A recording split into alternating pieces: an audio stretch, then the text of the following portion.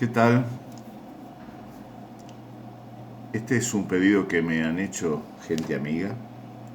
Yo soy un admirador de la escritura de Fabián Casas, uno de los, para mi gusto, grandes escritores de este momento. Además, tiene a su favor que es fanático e hincha de San Lorenzo de Almagro como yo.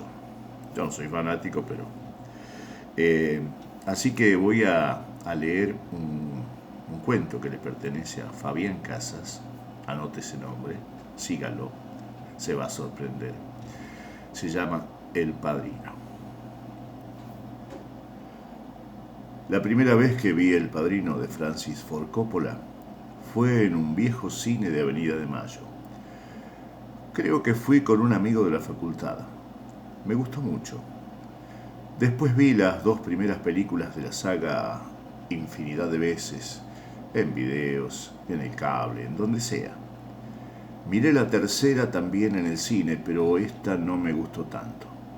La primera y la segunda son geniales.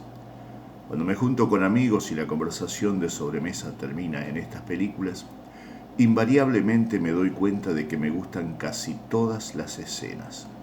Es extraño.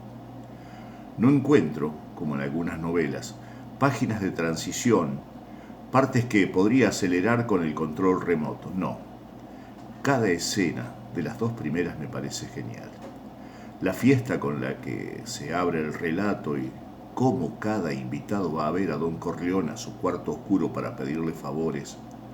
Los fideos con tuco que preparan en el búnker mientras cocinan otros negocios. La visita de Robert Duvall a un mafioso en prisión para decirle, citando a los antiguos romanos, que va a tener que suicidarse. O la tremenda cachetada de Michael Corleone a su mujer cuando ella le dice que abortó o va a abortar. No me acuerdo. Y la locura de Jane Camp, Santino, ese hermano mayor y terrible que termina cosido a balazos por no ponerse a pensar un poco, por no parar la marcha. Todas esas escenas increíbles como la de Fredo, pescando con su sobrino poco antes de ser asesinado por órdenes de su propio hermano. En fin, la sensación de que nacemos solos, morimos solos, pero en medio está la familia. Ese grupo extraño y a la vez conocido que nos sirve para que nos paremos en el mundo, pero que después, si no le ponemos cierto coto, nos puede terminar devorando. No recuerdo cuando vi por primera vez a mi padrino Bruno, cómo la presencia del yo para mí siempre estuvo conmigo. Incluso hoy, como dirían los alquimistas, abandonó la forma física. Él sigue teniendo en mi vida mucha más presencia que algunas personas con las que me cruzo y trato. Bruno Edgardo Vigano nació en Italia, en Meda, un pueblo cercano a la ciudad de Milán. Si uno llega a Milán, se toma un tren y en pocas estaciones se llega a Meda. Es una ciudad pequeña de construcción medieval. Yo hice ese camino hace ya mucho tiempo y lo llamé a mi padrino desde un teléfono público de la estación. Él se fue de ahí a los 30 años y nunca volvió. Dejó a sus padres y a una hermana. Todos murieron después, mientras él vivía con nosotros. Nunca supimos por qué no quiso volver. Era una de sus muchas y misteriosas decisiones, esas que se toman encerrado en una pieza lejos de los demás.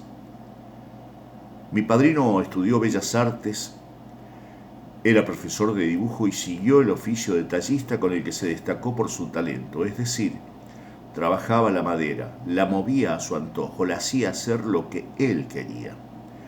Estuvo en la Segunda Guerra Mundial y cayó prisionero de los americanos justo antes de que lo mandaran a África. Lo que parece ser que lo salvó. Siempre que me hablaba de la guerra me la contaba con entusiasmo, como si hubiera sido algo intenso y edificante para él. Me contó que tenía un perro que lo seguía para todas partes, que este perro era el perro de Bruno, y que todos los soldados lo querían y le daban de comer. Creo que por eso yo amo los perros. Me habló de las latas de comida que le daban en el campamento, de los amigos que pelearon con él y de cómo una tarde de calor unos obreros sicilianos le enseñaron a preparar una ensalada hecha con roquefort, sardina, tomate y cebolla, cosa que él hacía en mi casa en los veranos y que a nosotros nos parecía deliciosa. Pero después de su muerte, cuando me puse a averiguar, descubrí que su guerra no había sido tan luminosa como él me la contaba. De hecho, su batallón había estado en el sitio de Nápoles, donde la gente moría como moscas y él tuvo que defender un edificio a lo largo de varias semanas. Nápoles era una ciudad destruida donde había peste y la gente se mataba entre sí por un pedazo de pan. De manera que la leyenda familiar dice que mi padrino llegó a Buenos Aires para tomar la dirección artística de una fábrica de muebles, que en esa fábrica trabajaba mi viejo y que rápidamente se hicieron muy amigos. Tanto que mi papá lo invitó a vivir a su casa para que dejara la pensión en la que dormía en el barrio de Flores. Mi padrino era un hombre hermoso, parecido a Yves Montand, según mi viejo, muy mujeriego. Tenía unas manos gruesas de tanto pegarle a los fierros con los que tallaba la madera. Hay una foto que le sacó mi hermano Juan y que yo tengo en mi casa donde sus manos se ven en primer plano. Él está en la terraza de mi casa, en la casa de mi viejo, con una toalla al hombro y a punto de afeitarse. A mí me encantaba ver afeitarse a mi padrino. Preparaba el jabón y la brocha en una pequeña olla de metal y después se rasuraba mirándose en un espejo que colgaba en un rincón de su taller. El taller que le construyó mi papá en el medio de uno de los dos inmensos patios de la casa era un lugar extraordinario, repleto de bocetos de muebles en cartón, 2 bancos de carpintero y herramientas de todo tipo. Tenía 2 largos tubos de neón que usaba cuando se quedaba a trabajar hasta tarde o que prendía cuando el invierno acortaba los días. Mi padrino también era fanático de la radio. Recuerdo despertarme y escuchar la radio en su taller, bajar de mi pieza y después de lavarme, ir a sentarme para charlar con él. En una época me fanaticé con Uri Geller, un tipo que decía que podía doblar los tenedores con solo mirarlos, con el poder de la mente. Le dije a mi padrino que yo también podía hacer eso, que había descubierto ese poder y le llevé un tenedor doblado. Me dijo que no lo comentara mucho, que esos poderes no le gustaban a la gente. A veces íbamos al cine. Me llevó a ver Bambi, Recuerdos del Futuro y alguna película de James Bond. Le gustaba explicarme que sin duda había vida en otros planetas y también me relataba la fábula de Jesús como si fuera una novela de ciencia ficción. La relación que yo tuve con él la tuvo con su abuelo. Un día, durante la guerra, este se le apareció en un sueño y le dijo que corriera. Mi padrino se despertó y salió corriendo del cuarto donde dormía. A los pocos minutos una bomba cayó ahí y destruyó todo. El abuelo también había aparecido en un sueño de su madre cuando la guerra estaba finalizando y ella no sabía nada de sus 2 hijos, Ezio y Bruno. El abuelo en el sueño se estaba vistiendo con traje y corbata. La madre le preguntó por qué y él le dijo que era para recibir a los muchachos que volvían. Ya despierta esa tarde, la mujer escuchó en la radio que los 2 estaban vivos, desmovilizados y regresando a casa. En la vida nos tocan seres oscuros y luminosos. Aprendemos de los 2. Mi padrino fue un ser luminoso que nunca se quejaba por nada y que vivió casi 90 años sin padecer ninguna enfermedad. No le recuerdo ni una gripe. Saltaba la soga en la terraza hasta los 70 años sin problema y le gustaba tomar sol en una reposera que mi papá le regaló. Como solía decir mi viejo, vivió más años de argentino que de italiano. Una vez le pasé unos poemas en italiano de Pavese para que mirara mis traducciones, pero me devolvió el libro diciéndome que no recordaba bien el idioma. que lo había perdido. A pesar de elegir vivir con nuestra familia, una familia grande, como ya no abundan, compuesta de 3 hijos, una tía, mi primo y mis padres, él era un solitario. Almorzaba siempre con nosotros, pero salía todas las noches. Tuvo, según mi viejo, un gran amor. Una muchacha judía a la que sus padres le impidieron que la siguiera viendo. De hecho, una noche en la que estaba esperando en una esquina de Villa Crespo, se le acercaron varios hombres, lo rodearon y le tajearon la ropa con gilet, como advertencia. Mi padrino fue técnicamente mi padrino en mi bautismo religioso. Mis hermanos tuvieron otros padrinos, pero los olvidaron rápidos. Para ellos, mi padrino era su padrino. Mis amigos del barrio, que casi vivían en mi casa, no le decían Bruno, le decían padrino. Así que el tema del padrinazgo no era una cosa que yo iba a tomar a la ligera. La primera ocasión de ponerme a prueba llegó de manera inesperada cuando trabajaba en un diario. El mono, un gran amigo, había tenido un hijo y él y su mujer estaban muy entusiasmados con la criatura. El mono se sentaba en el escritorio que estaba frente al mío. Tenía el pelo largo, rubio, muy fino, cortado tipo Beatle. Escribía con un pucho en la boca, a veces se volvía loco cuando las cosas no le salían y le pegaba trompadas a la computadora y tiraba todo lo que tenía sobre el escritorio. Cuando nos prohibieron fumar en el diario lo hacía en los pasillos, apoyando la pierna derecha contra la pared como una garza en el agua. Un día me dijo que quería que yo fuera el padrino de su hijo. El mono tenía muchos amigos más antiguos que yo y me llamó la atención que él y su mujer me eligieran a mí. Le agradecí emocionado, pero confieso que no sabía bien qué hacer. ¿Qué hace un padrino cuando no vive en la misma casa que su ahijado? Recuerdo que me agendé el día del cumpleaños del chico y que metódicamente le llevaba un regalo que compraba después de darle muchas vueltas en una juguetería de calle Belgrano. Pero no lo veía seguido y no lo sacaba a pasear y no llamaba para hablar con él por teléfono. No teníamos relación de ningún tipo. Una tarde el mono me citó en el bar de la esquina del diario y me dijo que me liberaba de la carga del padrinazgo. Por lo general, cuando pregunto sobre esta práctica, la gente me dice que no se suele quitar el padrinazgo, más bien se olvida, se deja pagar. Pero el mono, por mi impericia, me lo quitó. La tercera oportunidad llegó varios años después.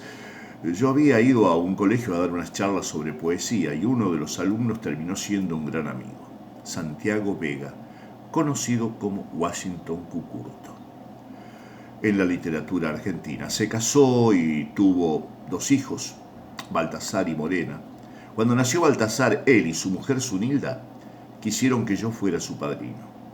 Estaba otra vez encerrado con un solo juguete.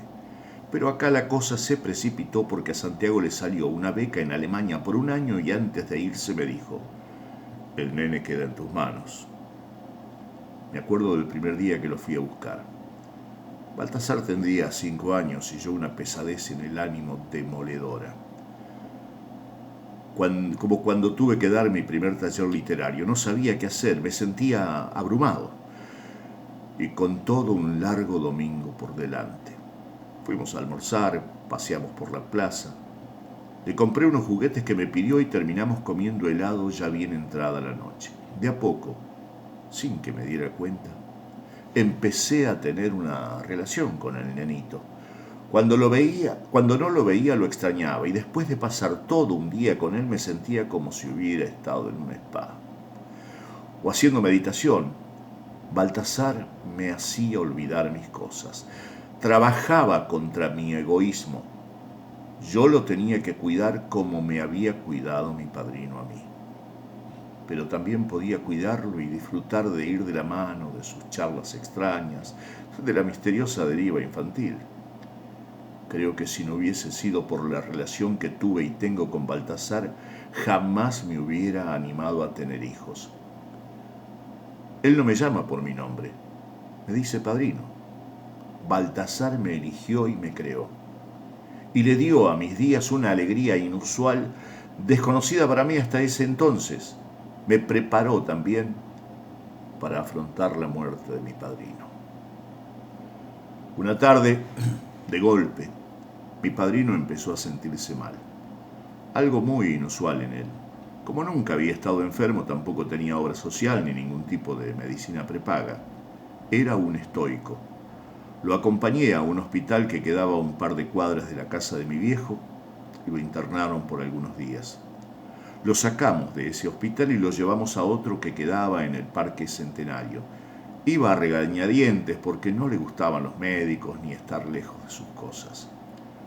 Los síntomas eran de una gastritis violenta, pero en los análisis también le había salido leucemia. ¿De qué muere en realidad la gente? No sé. Al final conseguimos que volviera a su habitación en la casa de mi viejo y lo monitoreábamos entre todos y con enfermeras. Una tarde subí a su pieza y me senté al lado de su cama. Salvo el cuerpo que sufría, su mente era impecable. Como dicen los japoneses, solo el reflejo de la luna en el lago. Padrino, le dije, quiero que sepas que te quiero más que a nadie en el mundo. Te quiero más que a mis padres y nunca te voy a olvidar. Mi padrino y yo habíamos tenido a lo largo de nuestras vidas muchas charlas metafísicas, para llamarlas de alguna manera, sobre el espiritismo, sobre la posibilidad de vida en Marte y sobre la posibilidad de trascender la muerte. Una vez me llevó al Museo de Ciencias Naturales y me hizo tocar un pedazo de asteroide. Fabito, me dijo, esto estuvo en el espacio. El día que le declaré mi amor incondicional, lagrimé un poco y me abrazó. Después me dijo que había estado recordando el ruido que hacían los autos que corrían en el autódromo de Monza. Mi padrino murió una madrugada y yo estaba a su lado. Esa noche mi viejo me llamó porque la cosa se estaba poniendo fea y salimos a las 4 de la mañana en un taxi con mi mujer rumbo a su casa. Ni bien el taxi arrancó, hubo un apagón profundo en toda la zona y el chofer detuvo el coche. ¡Qué peligro!, dijo. Fueron unos minutos en los que estuvimos suspendidos y enseguida volvió la luz. El taxi aceleró. Fiel a las enseñanzas, tomé ese apagón como una premonición. Le dije a Guadalupe al oído, hoy va a morir mi padrino. Fabián Casas, El Padrino.